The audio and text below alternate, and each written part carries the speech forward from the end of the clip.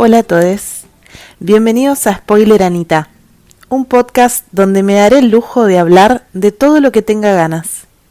Soy Anita Barrás, mujer, cis, heterosexual, de Viedma, Río Negro, Patagonia, Argentina. Soy abogada, especialista en derecho de familia, entre otras cosas. Me identifico como feminista y activista gorde. Transitando el 2021, tengo 34 años y el camino que me trajo hasta hoy me dio mucho para compartir. Así que, empecemos. En este podcast me gustaría que hablemos de adopciones. Como saben y como dije, soy especialista en derecho de familia, infancia y adolescencia, y en ese contexto creo que uno de los temas que más me interesa en mi profesión y también a nivel social es el de las relaciones entre padres e hijes, entre padres e hijes. Estas relaciones o vínculos, desde lo legal, se llaman filiaciones y pueden darse, en forma biológica o por medio de la adopción. En definitiva, son formas que la ley le pone, los nombres que la ley les pone a las relaciones que se dan vincularmente en la sociedad, para de alguna manera regular qué pasa con estas cuestiones a nivel legal. Porque hay muchos derechos que están involucrados aquí en esto. Y el tema de las adopciones es particularmente interesante y me parece también un tema que es necesario hablar más eh, a nivel... Nada, todo el mundo tendría que hablar de esto. Todo el mundo tendría que saber sobre adopciones, sobre vínculos adoptivos y sobre el contexto en el que se dan las adopciones y sobre las expectativas y todo lo que entra en juego dentro de los vínculos adoptivos. Por mi trabajo tengo la oportunidad de conocer muchos casos y también conozco personas que han sido adoptadas y personas que quieren adoptar. Y la primera pregunta que nos tenemos que hacer es, ¿qué entendemos por familia? Yo decidí estudiar Derecho de Familia justamente cuando un profesor en la universidad me dijo, ¿qué entiende usted por familia? Y me di cuenta que para mí la familia no era, la familia tipo de mamá, papá y dos hijitos dentro del matrimonio, etcétera. Y también me di cuenta, estudiando un poco, que no era la única que pensaba así. Que en definitiva hay una definición de familia que está atravesada por un montón de cuestiones, pero sobre todo por los conceptos constitucionales que atraviesan todo el derecho y que tiene que ver con la socioafectividad. En definitiva, las familias son grupos de personas que deciden estar juntas y o que son unidas por proyectos de vida en común, independientemente de qué tipo de vínculo los una, si esos vínculos son legales, si tienen protección legal o no, si se trata de parejas heterosexuales u homosexuales, si se trata de personas solas que no quieren ser padres o madres, de personas solas que sí quieren maternar o paternar.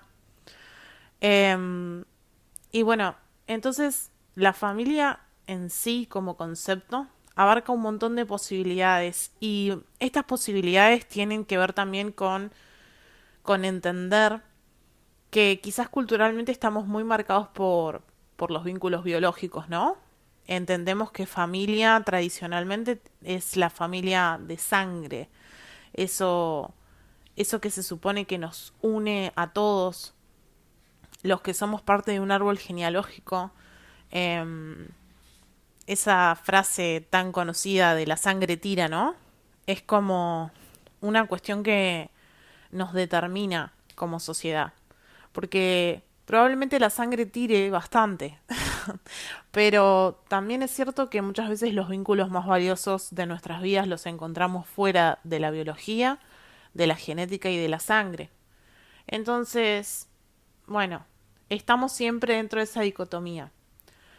En este contexto también tenemos que tener en cuenta que en todos los países de Latinoamérica, pero en particular en la Argentina, hay una gran herida histórica que tenemos nosotros debido a la última dictadura militar y la apropiación ilegal de bebés que hubo, en donde se sustrajeron miles de niños, niñes y bebés recién nacidos inclusive, para depositarlos en familias que no tenían nada que ver, digamos, con ellos, por lo menos en su vinculación biológica. Y esa historia y esa herida tiene una potencia muy fuerte que se traduce también en lo legal y que hace que todos, por lo menos en Argentina, asociemos a la identidad con la biología. Pero esto lo voy a ahondar más adelante, pero en definitiva la identidad no es solo biología, ¿sí? Y la adopción tiene que ver un poco con esto. Em, la adopción es una forma por la cual mucha gente cree que la finalidad de la adopción es que las personas que no pueden tener hijos biológicamente, por X motivo, los tenga de otra manera. Y este concepto es erróneo y es un concepto que es erróneo desde el punto de vista ético. Porque el foco principal de las adopciones, el protagonista de una adopción, él o los protagonistas, les protagonistas, siempre tienen que ser les niñes que son adoptados. Y entonces, ese foco hay que cambiarlo. Esa es una de las primeras nociones que tenemos como sociedad y que es absolutamente incorrecta y que lleva a caminos que no son los deseados. Porque el protagonista de la adopción siempre tiene que ser el niño. De hecho, la adopción como forma de filiación hoy en nuestro país, en el régimen legal de nuestro país y también a nivel internacional, está vista como la forma por la cual las niñas pueden acceder a su derecho a vivir en familia. ¿Y qué es esto de el derecho a vivir en familia, no? Tiene que ver con un derecho que tenemos todos como seres humanos a crecer en un ámbito familiar. Ese derecho, en principio, se traduce como el derecho a permanecer en la familia de origen. Y esto, vuelvo a remarcar, tiene que ver con la biología, ¿sí? Habla de la familia de origen, sería esa familia que bueno, en la que nacemos de forma, entre comillas, natural o por medio de la biología y donde tenemos un vínculo biológico y genético que son conceptos distintos, pero que generalmente se utilizan como sinónimos con las personas que nos engendraron y nos procrearon. El sistema internacional de derechos humanos hace que este derecho a permanecer con la familia de origen sea primordial, es decir, se prioriza ese derecho. Y se prioriza por esto que hablaba yo antes de dar al vínculo biológico una importancia que, bueno, tiene que ver con cuestiones históricas, porque no solo en nuestro país se dio esto de, de sustraer la identidad de bebés durante gobiernos dictatoriales, también pasó en otros momentos históricos. Y eso causa heridas que son transpersonales, digamos, y generacionales, que son muy graves. Y a nivel internacional y en el sistema y en el marco de los derechos humanos, creo que esa es la ideología que tiñe esta prioridad que se le da al vínculo biológico y a la familia de origen para los niños. pero además tiene que ver con una cuestión de, bueno, de estadísticas, ¿sí? La mayoría de nosotros crece en la familia en la que se nos ha engendrado. Esto no es ni mejor ni peor, pero como somos mayoría, quizás haya una tendencia a pensar que sí, que eso es lo mejor. Yo creo que no, pero bueno.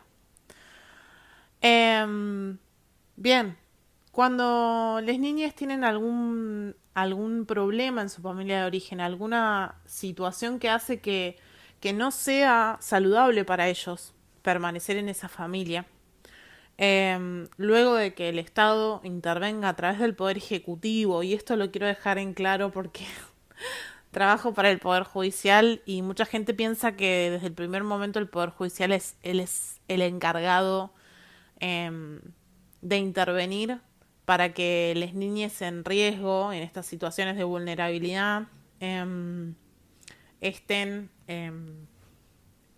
bueno, con sus familias de origen, ¿no? Permanezcan con sus familias de origen. Pero en realidad es el Poder Ejecutivo, a través de secretarías o agencias estatales particulares, quiero decir, no de particulares, son públicas, pero a lo que voy es que están especializadas supuestamente en eso, en la asistencia de niñas vulnerables, para trabajar con esas familias de origen y ver si es posible que permanezcan allí. Eh, Ahora entramos en un campo que es un poco lo que se habla mucho a nivel medios de comunicación y demás, que es qué pasa con los tiempos en la adopción, los plazos. Hay una concepción general de que desde que la personita nace hasta que es adoptada pasa mucho tiempo. Eso es verdad.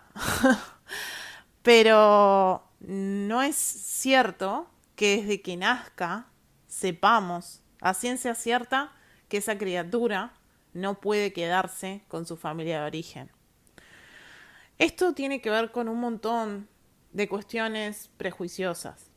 Porque en este marco, en esta temática, también se pone en juego un poco la vulneración de las personas que ya de por sí eh, tienen una situación económica poco privilegiada. Es decir, que en general tendemos a creer que las personas que tienen menos medios económicos no van a poder atender las necesidades de sus hijos. Y por lo tanto hay un prejuicio social que hace que pensemos que cuando un niño nace en esas condiciones, en esas familias, de alguna manera nuestro facho interno nos dice lo mejor es que lo adopte una familia rica. Y esto que estoy diciendo tan crudamente, realmente es lo que pasa por la cabeza de muchas personas, quizás de la mayoría de los que estén escuchando esto y también de los que no escuchen esto jamás. ¿Es un pensamiento lamentable? Sí, pero es real. Y a ese pensamiento le tenemos que sumar un montón de otros prejuicios. También una cuestión de género, ¿no? Aquí hay una fuerte impronta de la maternidad asociada como si fuera la única finalidad de la mujer, como si fuera el único rol que la mujer tiene que cumplir en la sociedad. Y por lo tanto nos resulta inentendible que una mujer dé a luz a una criatura y no quiera tenerle, no quiera cuidarle y no quiera darle cariño. Pero eso es porque nos resulta inentendible como sociedad que una mujer no quiera ser madre. Esto no lo digo por mí, estoy hablando en plural porque asumo que la mayoría de la gente piensa eso. Pero por supuesto, en mi caso, yo estoy a favor del aborto, quiere decir que también estoy a favor de que las mujeres puedan elegir si ser o no ser madres. Y considero que es una elección, pero no todas las mujeres tienen acceso a decidir libremente sobre si ser o no ser madres. Muchas de ellas lo son, y lo son en situaciones de alta vulnerabilidad. Y también ponen a esos niños, lamentablemente, en situaciones de alta o altísima vulnerabilidad. Porque la vulnerabilidad es como que tiene distintos rangos de importancia, ¿no? Cada vez se puede ser más vulnerable o menos, según nos acerquemos al prototipo de persona privilegiada, ¿no?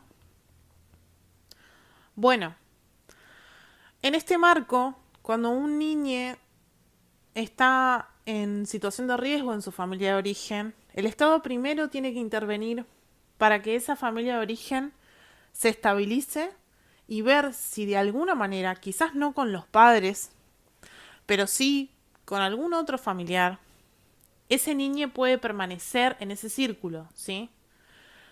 O sea, hay una obligación estatal de hacer que la familia se fortalezca, porque en definitiva, sacarle los niños a las familias, porque están en una situación de vulnerabilidad, implicaría vulnerarles aún más. Y yo entiendo que es difícil tener esta perspectiva cuando uno ve que los niños son víctimas de violencia o que están en un contexto en el cual están expuestos a situaciones delictivas, abusivas, de todo tipo. Entiendo que es muy difícil permanecer con esa perspectiva en la mente. Y lo más fácil es pensar, ¿por qué no puede cuidar lo otro que tenga ganas de hacerlo? Y aquí entramos en el tema de la adopción. Porque cuando el Estado intervino en esas familias de origen y no pudo hacer que los niños permanezcan en ellas de forma saludable, que haga a su bienestar general, esos niños son pasibles de ser adoptados y ahí sí ingresan a una situación de adoptabilidad que tiene que ser monitoreada por el Poder Judicial. La realidad, ahora vamos a hablar de la otra perspectiva, que es la de las personas que quieren adoptar.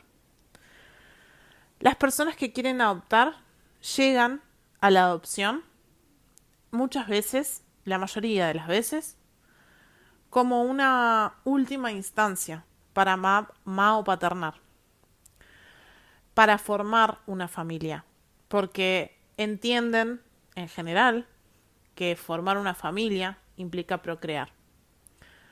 Y están, en ese sentido, adoptando un concepto de familia en particular. Si se acuerdan, yo hablé de algo mucho más genérico al principio. Y si me pongo técnica es porque necesito realmente que se entienda este tema de las diferentes perspectivas.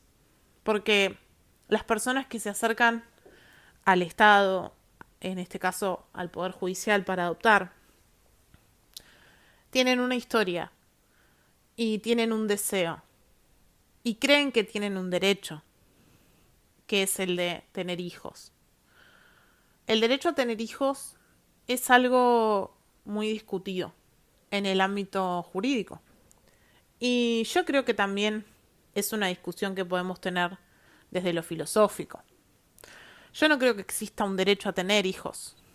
Existe el derecho a formar una familia, pero esa familia no necesariamente tiene que ser con hijos.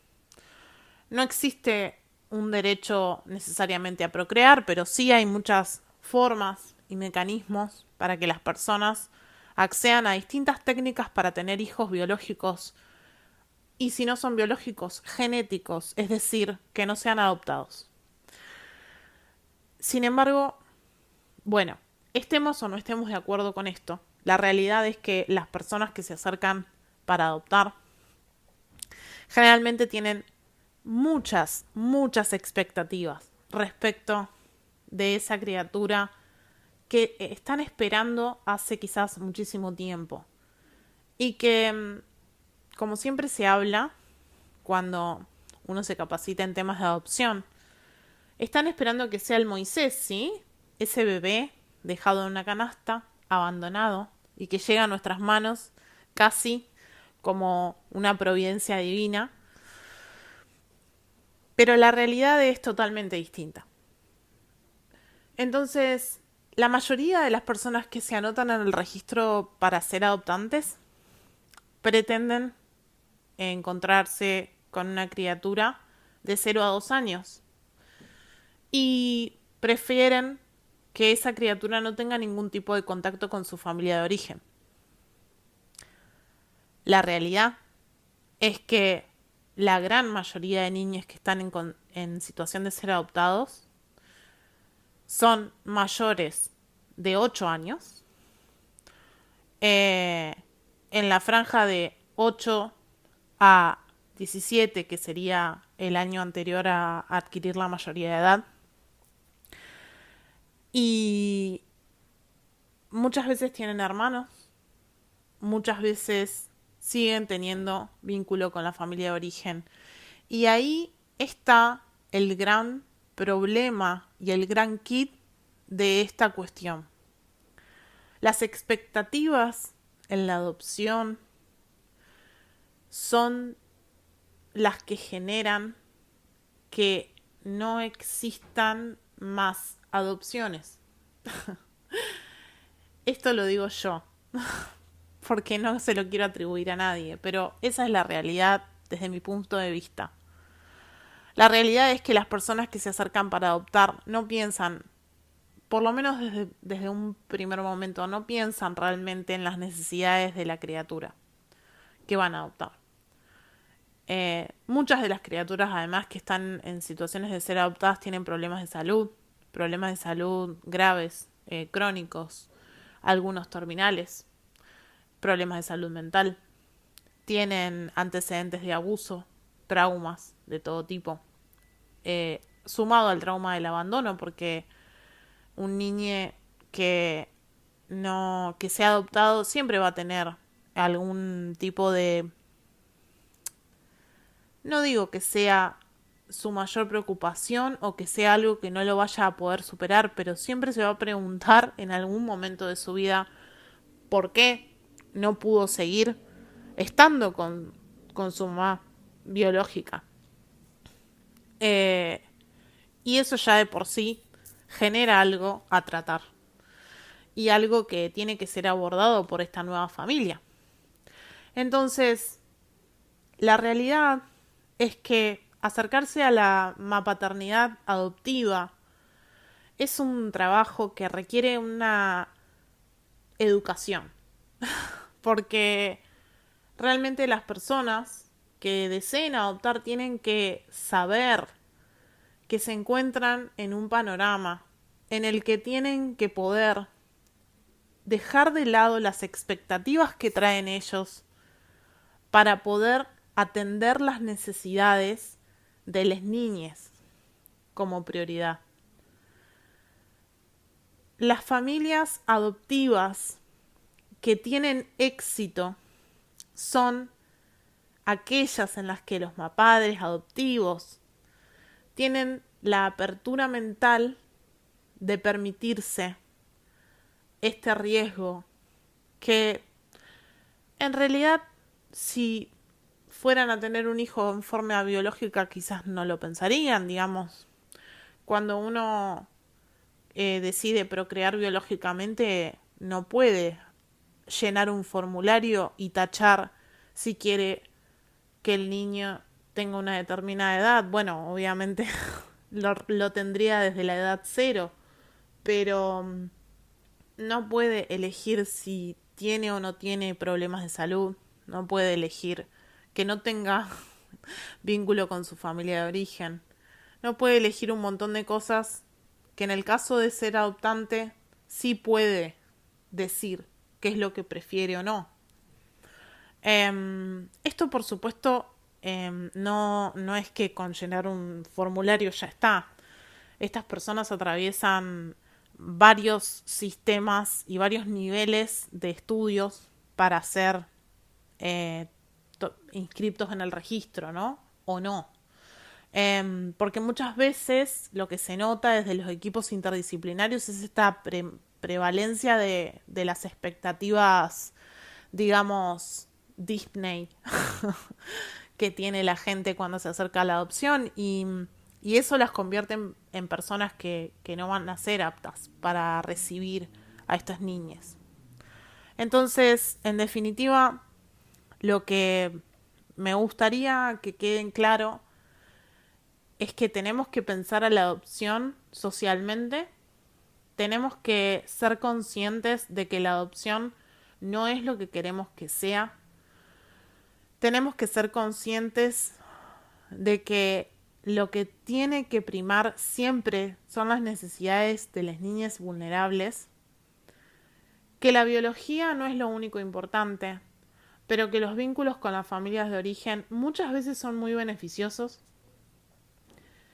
Y como siempre, que en definitiva el afecto es lo que rige todo, ¿no? El afecto rige a las familias, porque en definitiva la familia es allí donde hay afecto, no donde hay sangre o no sangre. Y el afecto, el amor, es de alguna manera poder tener empatía y poder atender las necesidades del otro, independientemente de las expectativas propias. Entonces, hay que repensar a la adopción. Es una tarea que me gustaría que se lleven y que si pueden compartir, compartan.